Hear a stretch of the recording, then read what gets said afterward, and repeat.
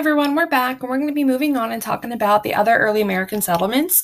We talked about the indigenous people and then we moved on to the English settlements. And so now we're going to move on to the German and Dutch, Spanish, Swedish, and French. And we're going to look at their influences on architectural exteriors. So the first one we're going to talk about are the Germans. They came and mostly settled over in Pennsylvania. Their types of homes were typically two-story homes, very basic. The first floor opened up to the living space, so it would include like the kitchen and then their eating area and then potentially their living area, their living room, so to speak. And it would typically have a huge fireplace in the center that would help for creating warmth evenly throughout the home, but then it was also built for entertainment. Also, with it being located in the center, they would also be able to cook all the food there and not be far from either of the rooms. But mostly, one thing to kind of keep in mind is that it was built for entertainment. That's where they would gather around and spend time with their families.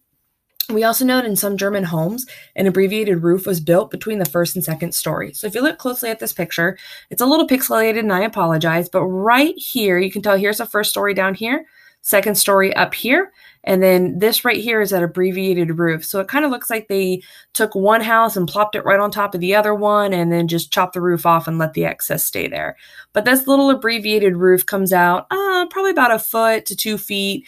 2 feet even then is kind of a long guesstimate on there, but it would just create a little bit of a shaded area right here in the front. So hopefully this style looks a little familiar to you. This is the gambrel roof style. Remember, it looks like the old school barns. We know that the Dutch pretty much came and settled now to New York.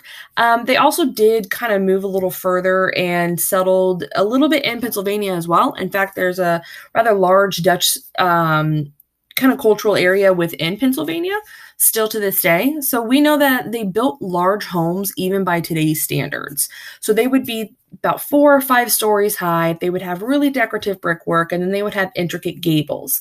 So we know that this is the gambrel roof, but these little dormers right here, which is this whole window kind of mini roof, these are called the gabled roofs right here. So that's what it means by intricate gables.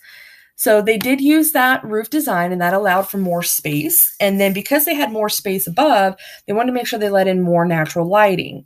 So we introduced the dormers here and they put windows in all of those. You could have one, you could have a couple of them. If you guys think about walking to the art house, and when you're leaving the main building going over to the art house, if you guys look up, there actually is a rather large dormer in the art house. So we have seen these before. But their main jobs was to add light to these gambrel roof styles here.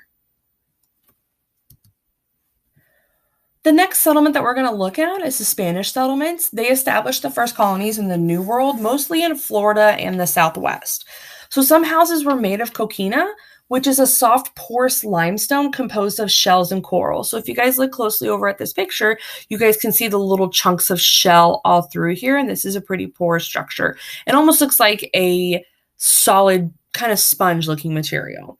So their types of homes, they were basic rectangular houses with balconies that face the street. The one interesting thing about the Spanish homes that's pretty different from the other settlements is that their kitchens were actually built separately from the house. And the reason they did that was because they didn't want the heat of the kitchens and the cooking to affect the whole house. Remember, they're down in Florida in the Southwest where it's naturally a lot hotter.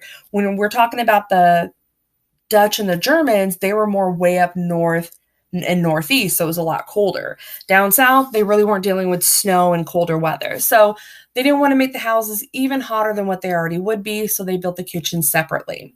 In the Southwest settlements, the adobe style was used with inside courtyards. Remember, adobe, we know back from the indigenous people introduced it. It was these sun-dried clay bricks that they would then build the houses on. Well, the Spanish settlements also use that same type of style. The Swedish moved into the unexplored forests. So we had tons of woods around, and that was about the only material they had really to make a lot of their homes. So woods and trees were made available, which means log cabins were introduced by the Swedish. So they were kind of primitive and very, very tiny because it's not like they were attaching a bunch of these wood or the trees and stuff at these ends. You basically try to find trees that were of similar height and similar thicknesses, and then you would cut them down accordingly. If you had a really thick tree and then you had a thinner tree and then a thick tree, you'd have way too much space in between that would really allow for the bad weather and the elements to kind of take over the house. So they were only as long as they could find the trees, as tall as the trees could be around them that were of similar styles. So most of them were only about the length of a single log. Roofs were usually constructed of bark or of thatch, which is what we learned back in the English settlements. Thatch is those bundles of reeds or straw together. But they actually later introduced wood shingles, which is using kind of like that bark idea. And this is a better example of it, but they would just kind of flatten them down, cut them out, flatten them down. And there's the idea of wood shingles right there. Even their chimneys were built out of wood instead of the typical brick like we've been seeing before. The early French colonists settled along the rivers. So their homes were usually these big, huge, grand homes. They had really heavy shutters to protect against the cold weather, and they had small windows. So the heavy shutters, they would be able to completely pull shut. So that way, if there was any terribly bad rain, thunderstorms, anything like that, they wouldn't have to worry about that coming in and damaging the homes. Hence why they also had the small windows.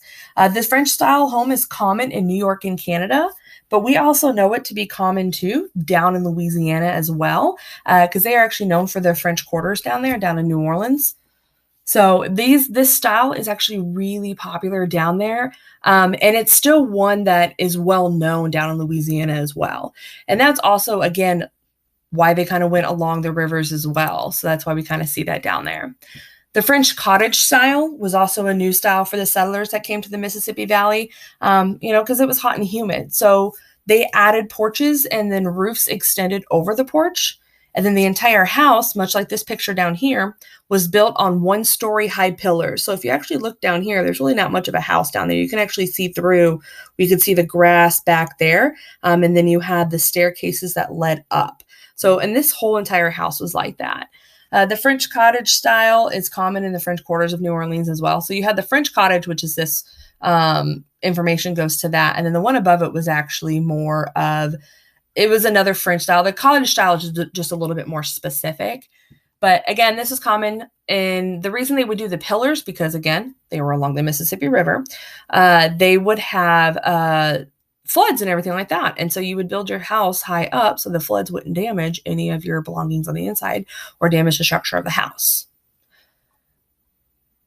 So this is a kind of a new thing that we're going to do on here. It's something I'm going to try out because I think you guys might like this, is that I'm going to attach your assignment to your notes instead of having to open up another document. So here's all the notes. Here's everything you're going to need for your assignment. And what I've gone through is just basically you're going to use your notes, which are in the slides above this, and you're going to answer the questions right here.